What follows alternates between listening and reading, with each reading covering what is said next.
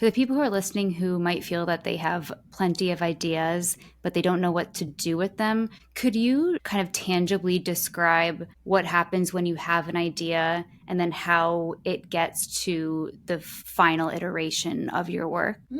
Yeah. Well, I had a teacher once say ideas are like butterflies and you have to catch them before they fly away. And so I do like my notes section in my phone is lit, like it is. If somebody went through it, they'd be like, what the fuck is going on? Like I do like to have a place that is completely organization free that I just write things down in. And I'm always writing down ideas. And then I think the difference but there's just like over time you start to feel out what are the ideas that are kind of sticky and they're staying with you and they're sort of starting to like fester in your brain, and then there's other ideas that kind of like fall away or maybe they'll be revisited other times. So whatever idea is kind of sticky to me, and then I think I'm ADHD. I really do well with deadlines and a certain amount of social pressure. So I think that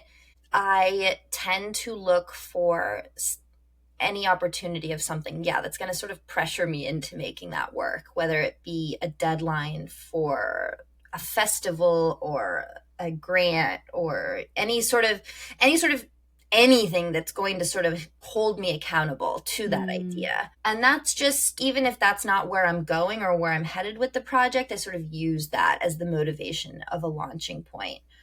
And, now having felt a lot more experienced as a writer, I start to map everything out. So I have a technique that I did not come up with, but that is like a script writing technique where you break down a story into 8 parts. And it's sort of going to be like a vague map of like where you're going. And each part really has like, serves a certain purpose within the story. It's not anything groundbreaking. It's basically, breaking up that like 3 act structure of beginning, middle, and end. But yeah, I start to break that down, and that is sort of the structure of like what I was saying of where my ideas can actually like start to like percolate and bubble, and all that magic and imagination can come out is it within the structure of those 8 sections that I break everything down into.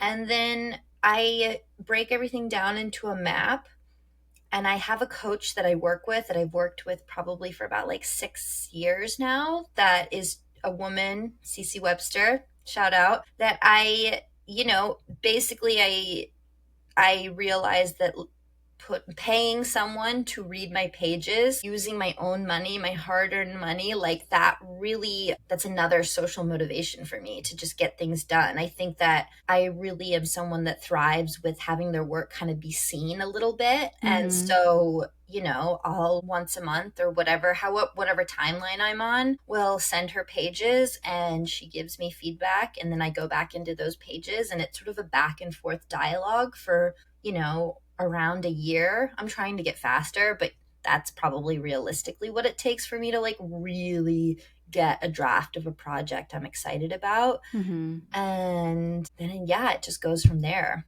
So Yeah. the rough outline. And then, okay, so you have your final product on page. Hmm. And then what happens?